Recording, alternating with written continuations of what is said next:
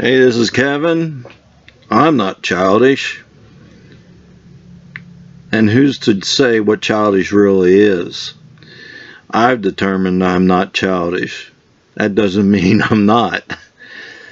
I'm at a higher level of immaturity. Now that, I think, kind of describes me. I want to believe that I'm at a higher level of immaturity or more mature than most people. Of course, everybody wants to believe that. I don't know how I can prove that I am more mature. The only thing I can tell you is my Spock-like ways of using thinking instead of emotions, I believe, gives me an edge. However, without emotions, you also lack a few things as well, which I'm not real good at explaining. I just know that I miss the point, you might say, at times. And sensationalizing is something that's used to make you look like you're smarter or better or whatever than someone else, or we'll say in a situation that's bigger than just you.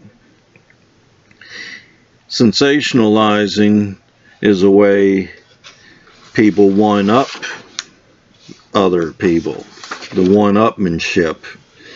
In fact, I know that I used to do that, and I realized that a lot of times now I actually have a story that truthfully is more dramatic than what another person's saying. However, once they've brought up a subject, I don't bring mine up, because I feel like that's an immature way to act, to try to just upstage the other person. In fact, I remember once here not too long ago where I wanted the guy to hear the story because it was just the two of us.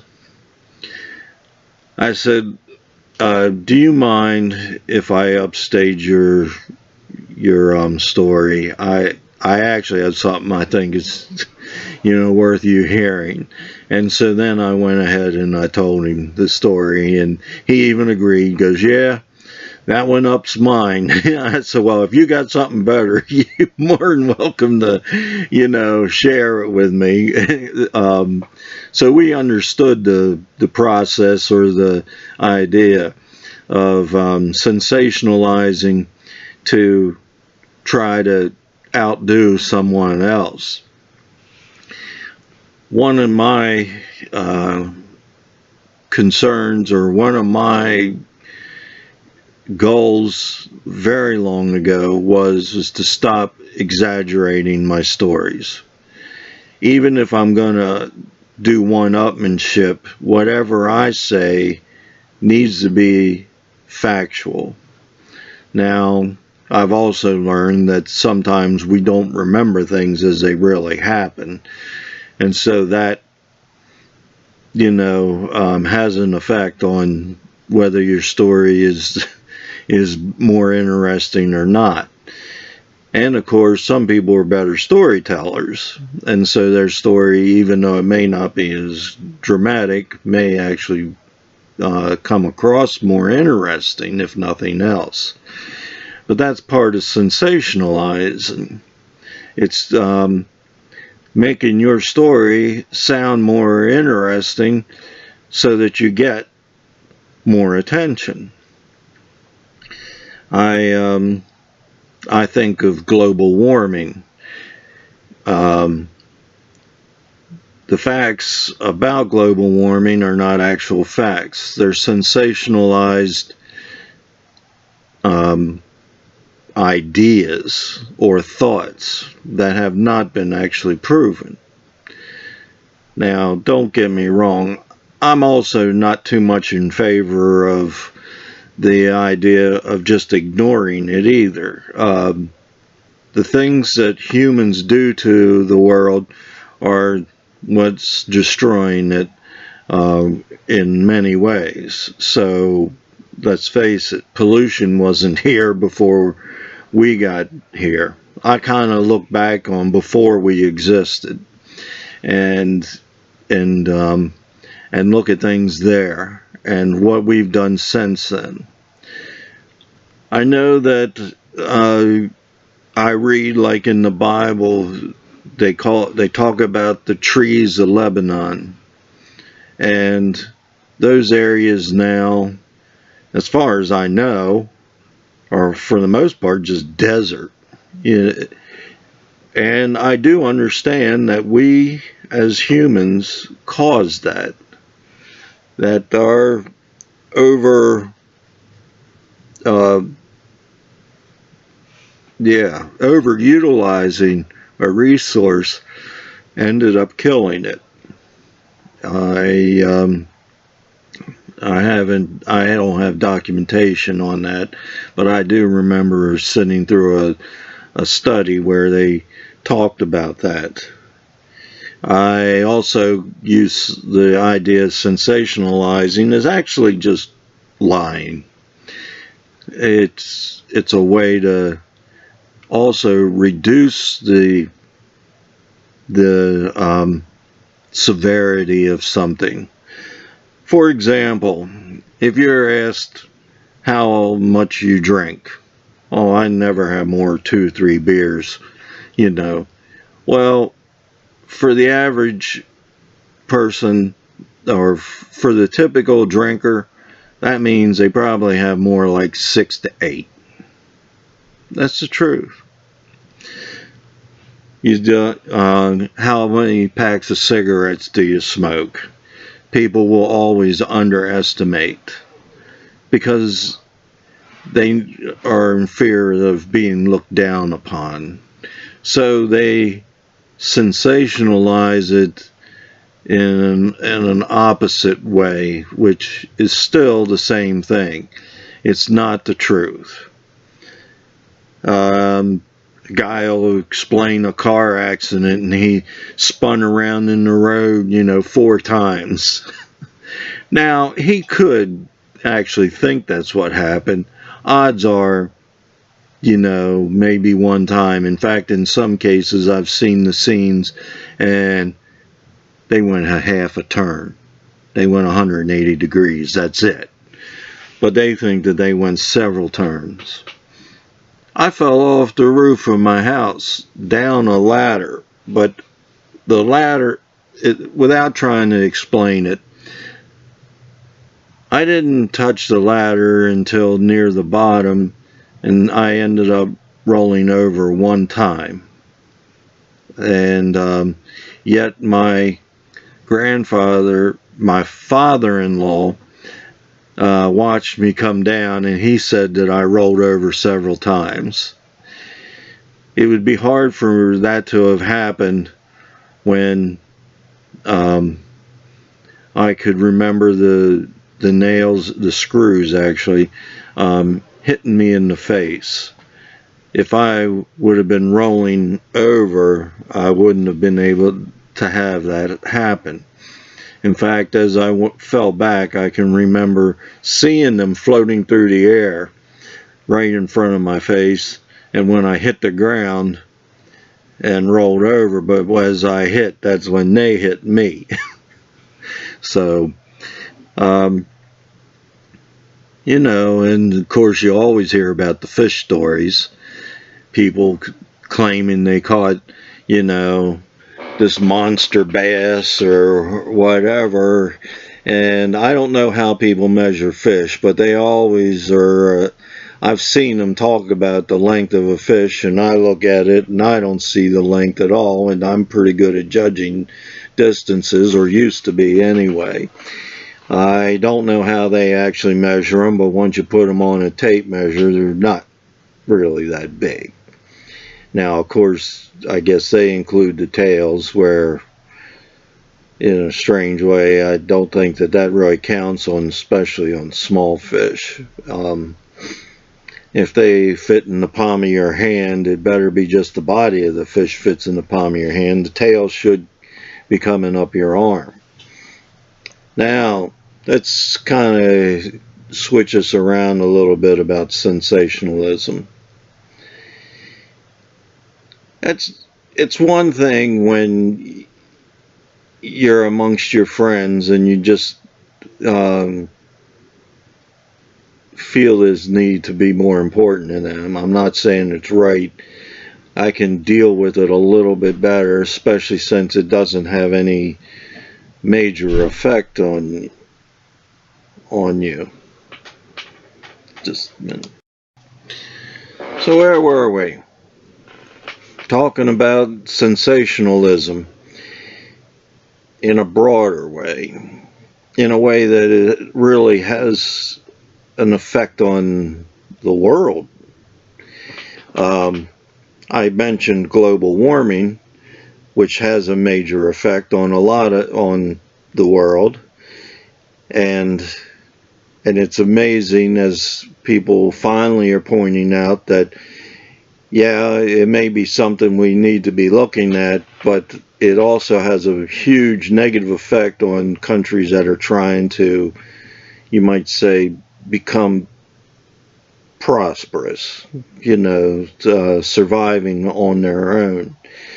They're not financially capable of spending the money on global warming like maybe the United States, which actually does not have the money either. We're just making money and spending it as if we really have it, but we don't. In fact, that's another thing that's unsensationalized, is the amount of money we owe, how much debt we are incurring, and nobody wants to deal with it. So they downplay it, which is anti-sensationalizing, unsensationalizing. I'm trying to think of a better way. I'll have to come up with one. So our government is in a mode right now where both sides sensationalize the effects and the dangers of following the other side's ideas to such a point that it's just flat out lies. And we're doing it only, I say we are doing it, they, because I don't agree with either side, and any sane person should not agree with either side. Absolutely should not. I'm sure of that. It's one of the few things that I can say for sure. If you are a devout Democrat or a devout Republican, then you're not sane. You're not a person that can be trusted or counted on to make a proper decision for others. You can't even make a good decision for yourself. As long as you put yourself first, you're already in the wrong league. You're nowhere near where you should be. So who uses this and does this the most? Well, politicians are one of the big ones. But another group that's huge on this is our media. Specifically our news media. They sensationalize stories everywhere, constantly, here in the United States. Other countries are maybe not quite so bad, at least ones I'm talking about that actually give you the news, both sides. We see both sides, but we don't know which one, how much of what they tell you is truly the truth, because they're sensationalizing. And why do they sensationalize? Just to get viewers. That's all. And they're pushing an agenda. But that's not their agenda is not necessarily the left or the right so much as money. I believe Fox News has found that there's a niche on the conservative side, so that's why they present their news the way they do. Because there's no one else presenting the conservative side, they're presenting it not because they care about us hearing the truth. It's because they can get a group of viewers that don't want to watch, CNN, because it sensationalizes towards the Democratic side. And although it does seem, though, that there is more of an agenda to push their beliefs on the conservative side than there is on the liberal side than there is on the conservative. I have some theories on that as well, which I'll share now. I think one of the reasons the liberals are pushing so hard for their views is because their fear of having to go back to conservative values. They don't want to have morals where they feel constrained to have to listen to something above them, which is ultimately is God.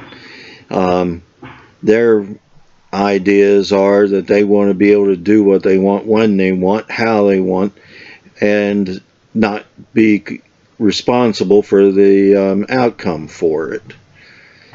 Conservatives are supposed to be more moralistic, I think that's the right way of saying it. And some good ones are, or used to be anyway, God-fearing. I'm not even sure that they have God in themselves much anymore. So maybe there needs to be a third party that represents the religious commitments of people to following the right way, not going along. In other words, following the right way in so much as it's God's way. So both sides are sensationalizing. I don't like watching. I liked watching Fox for a little while, but I realized that even most of the YouTubers out there, they side with one or the other, and they talk about being a Republican. I can't stand that, because it's even they at times sensationalize what's really going on and happening. So we have to realize our media is the biggest users of sensationalizing of anybody. I think of when I watch the news nowadays, it's like watching a comedy. Not in the fact that it's funny, but that they communicate in such a style as like comedians do on a half-hour sitcom. If you ever watch sitcoms or pay attention to them, everybody is shouting at each other. They don't talk in a normal voice like you would sitting in your house and talking to your wife or your husband or your children. Normally you do not actually scream at them, yet that's how it comes out. If you one of the oldest shows I think of is I Love Lucy. That is so loud. Everything is exaggerated in what they do, and it's to put more emphasis on what they're saying to keep your attention, I guess. I'm not really sure. Most of you that haven't, or if haven't grown up in my time, but back when I was a child, news wasn't reported on TV like it is now. The newscasters don't shout like they do now. They all talk with loud voices. Back in the day, they talked to you and communicated in a style very similar to two people talking to each other about just an interesting subject. In fact, they showed no emotions whatsoever, which was actually a sign of a good newscaster, because they didn't try to push their views by raising their voice, by emphasizing certain parts of the subject and not emphasizing others. They just read you what they know about the subject, what had happened. Now pretty much everything is just a commentary. There is no real just news. However, there is a news station that I watch some, that if you want to kind of get an idea of how news used to be presented, and in fact I think it's I trust the station actually, it's France 24. You can see clips of it on YouTube. Punch in France 24. You'll notice that the women are not as made up. They don't have the makeup on that they do here. I mean, now over here, part of the sensationalizing is gorgeous women, so they don't have that. They aren't as attractive. The men seem more businesslike and just matter of fact. So it might be a good idea for you to take a look at it and see what you think. I know that I prefer that. I know that I feel like I can trust them. I've watched them in debates, and they definitely allow for the other side to give their views, and they express their understanding of what they're saying, which is another thing they do over here. They interrupt you all the time. The newscasters are constantly. Bill O'Reilly was terrible at that. I hated his communication with people because he never let them finish their statements. It was totally worthless. Well, all of them do it over here. There's no such thing as one that can keep their mouths shut and listen. And of course, that indicates sensationalizing as well.